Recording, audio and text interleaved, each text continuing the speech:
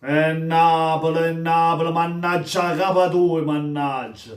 Mannaggia, la terza sconfitta casalinga chi sta? Nella terza a Z, Sassuolo e Milan. Ma c'ha tutti amici, da Napoli l'87, come sa da fa?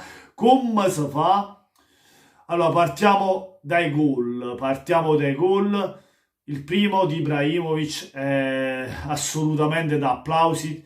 Un campione che ti fa una torsione del genere, un gol che sovrasta Koulibaly. Ragazzi, quando ti chiami Ibrahimovic è un campione, è un giocatore che ti fa la differenza. Ecco, al Napoli manca il campione che fa la differenza. Vi ricordate Higuain? Vi ricordate Cavani? Questi erano degli attaccanti che ti facevano la differenza. Ecco, Ibrahimovic nel Milan fa la differenza, è lui a fare il gol dell'1-0, sovrastando Koulibaly con una torsione pazzesca di testa. Secondo gol, prende il tempo a Koulibaly, si fionda nella posizione di Mario Rui in ritardo e beffa Mario Rui. È il secondo gol. Solo guardando il pallone di Rebic è la posizione dove arriva in ritardo Mario Rui, cioè riesce a fregare sia Koulibaly che Mario Rui e fa il secondo gol. Questo dice tutto del campione che è Ibrahimovic, di come l'ha pensata, di come sapeva che il pallone andava su quella parte lì e poi l'ha spinta dentro. Il Napoli sicuramente avrebbe potuto far meglio, doveva far meglio in fase difensiva. Mario Rui penoso, perché in fase difensiva Mario Rui non è capace, ma non è la prima volta che fa questi errori. In fase offensiva mi aspettavo di più da Mario Rui, che Mario Rui abbiamo visto anche in prestazioni, cioè anche in partite difficili come quella con il Barcellona in Champions League, dove è stato il migliore in campo. Sappiamo che Mario Rui, almeno a spingere, è bravo, sa saltare l'uomo, ti sa crossare in area, fa dei bei cross. Invece ieri sera nemmeno quello abbiamo visto, anzi, quando si trovava tu per tu con l'avversario, a posto di saltarlo, lo sai che faceva Mario Rui ieri sera? Ritornava indietro quel pallone. Cioè, proprio, guagliù, ha fatto uno schifo Mario Rui. Se lo vedessi, lo sputassi, avete capito. Riguardo Koulibaly, a un certo punto il primo tempo era partito bene, poi si è fatto sovrastata Ibrahimovic, mi aspettavo di più perché da Koulibaly ti aspetti sempre di più. Mario Rui abbiamo parlato e ho detto male, Di Lorenzo che si mangia un gol a porta vuota prende la traversa, Manolassi il migliore dei peggiori, anche se le colpe va tutta la difesa, perché quando subisci due gol è colpa di tutti quanti, specialmente quando perdi, poi in casa. A centrocampo, andiamo a centrocampo, c'è Fabian Ruiz, un certo ninja, si è fatto i capelli da ninja, già capito niente. La qualità di Fabian Ruiz dove è finita? Con la Spagna si esalta e con il Napoli dove sta? Cioè un mezzo giocatore, un giocatore che non lo vedi più tirato fuori aria, passaggi ogni tanto sbagliava, molto lento, prevedibile. Bakayoko recupera i palloni, il suo lo fa, però poi fa qualche fallo di troppo, che viene ammonito, però l'ammonizione non ci stava, quella lì, su quell'episodio lì, vabbè. Viene ammonito e io non capisco una cosa, perché ora poi ci arriviamo anche su questo. Andiamo avanti con gli attaccanti, Insigne delle stesse giocate, destra, sinistra, però nulla di concreto, anche Insigne, ma aspettavo di più che anche lui tirasse molto di più in porta, ha tirato un paio di volte, ma poca roba da parte di Insigne, anche lui in nazionale top player, e nel Napoli le stesse cose, vediamo sempre le stesse cose.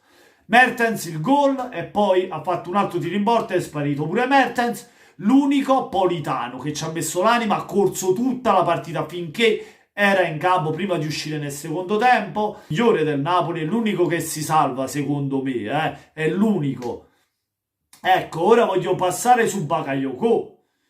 Bakayoko, quando è stato ammonito, caro Gattuso, perché non l'hai cambiato nel secondo tempo? Sapevi che era a rischio, perché è un giocatore comunque che ti pressa, ti cerca di levare sempre il pallone e può commettere fallo. Perché non l'hai tolto a un certo punto nel secondo tempo? C'avevi tante scelte, c'avevi il Mas che non si è visto, non l'abbiamo visto per tutta la partita. Che fine ha fatto il Mas? Che mi aspettavo che entrava poi nel secondo tempo.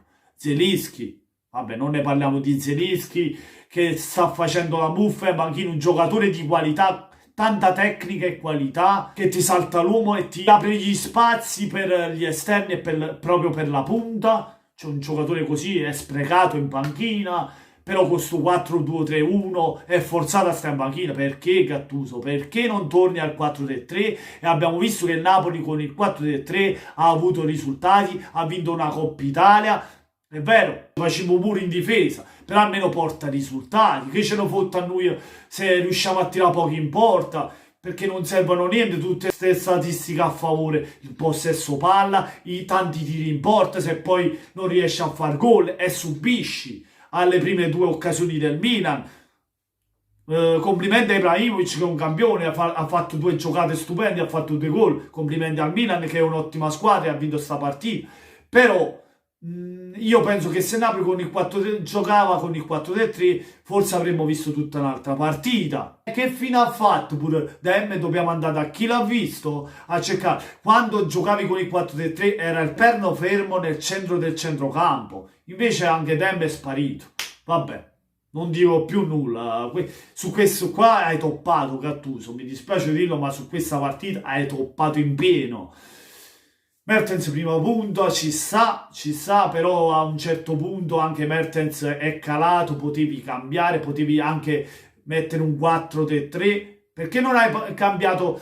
Tante volte ti ho visto cambiare dal 4-3-3 al 4-2-3-1 in corso, perché non hai fatto l'opposto a questo giro, visto che era stato ammonito Bakayoko, facevi uscire Bakayoko, mettevi dentro Zelinski e cambiavi il modulo, passavi al 4-3-3. Ma aspettavo questa mossa qui, una mossa intelligente, invece così non è stato. Siamo proprio affondati alla fine, perché poi ci hanno fatto pure il gol del 3-1 con Auge, dopo l'espulsione di chi? Di Bakayoko, perché era, ovviamente ci si aspettava, era ammonito. E niente ragazzi, sono delusissimo. E dall'altra parte del Milan che dobbiamo dire? C'hanno un top player come Ibrahimovic che è stato decisivo per il primo gol, perché ha sbloccato la partita prendendo il tempo a Koulibaly, come gliel'ha preso di torsione di testa e che cacchio di gol ha fatto, che solo i campioni fanno dei gesti del genere. Poi c'aveva davanti Koulibaly, non c'aveva Pingo Pallino. Il secondo gol, come avevo detto, ha preso tempo sia a Koulibaly e a Mario Rui, soprattutto nella sua posizione ha fatto gol. Un giocatore che ti fa reparto da solo in fase offensiva e te la decide la partita, perché diciamo la verità, ieri sera se non c'era Ibrahimovic il Milan non l'avrebbe vinta quella partita, perché ti ha aperto le marcature e ti ha fatto anche il secondo gol e poi da lì la partita è andata in discesa per il Milan. Il Napoli ha avuto le occasioni per portarsi sul pareggio, la traversa di Di Lorenzo, altre parate di Donnarumma che ha fatto veramente miracoli e poi ragazzi una volta cioè Mertens la riapre, ma poi cioè, dopo l'espulsione di Bakayoko è notte fonda ragazzi, perché poi il Milan si è messo lì e ha fatto anche il 3-1. Il Napoli ha avuto qualche altra occasione, ma era ovvio che con un in meno potevi subire un altro gol, era ovvio, era nell'area ragazzi. Niente, meriti al Milan, una squadra quadrata, ha trovato equilibrio in fase difensiva offensiva. Kier ha dato garanzie lì dietro, Romagnoli fa il suo, con Kier si esalta anche lui, Teo Hernandez il solito che quando attacchi spaventa, palla al piede, veramente non lo fermi, lo devi buttare a terra. In fase difensiva è migliorato tanto. Dall'altra parte Romagnoli già l'ho detto, dall'altra parte Calabria è tornato ai suoi livelli ad essere un ottimo terzino, non un grandissimo terzino, ma un ottimo terzino che il suo lo fa e difficilmente si fa passare in fase difensiva. A centrocampo che si è ritornato ai suoi livelli, quello dell'Atalanta, ve lo ricordate? Benasser, un giocatore di enorme qualità, visione di gioco pazzesca, e che vuol dire a fa? Rebic, cross per Ibrahimovic decisivo. Ragazzi, complimenti al Milan, e per noi è notte fonda. Il Napoli deve mettere i piedi a terra ora e pensare alla prossima partita da subito con il Rijeka, perché ogni partita è a sé e non è facile. Non montiamoci la testa, ripartiamo da dove di male è stato fatto e fare bene.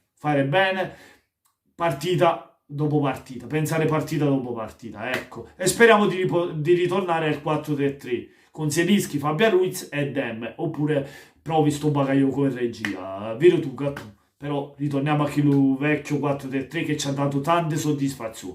E niente, fatemi sapere la vostra nei commenti, amici. Lasciate un bel like se vi è piaciuto il video, ma soprattutto venite sotto il video se non l'avete ancora fatto e iscrivetevi al canale. Caro Gattuso, Zielinski in panchina, il 4-2-3-1, la difesa che fa scialla popola pivagnese, Ibrahimovic che ci purga. Cosa che mi fa? Ci ha messo sulla cucca. Buona serata a tutti amici. Da Napoli 87 e forza Napolese.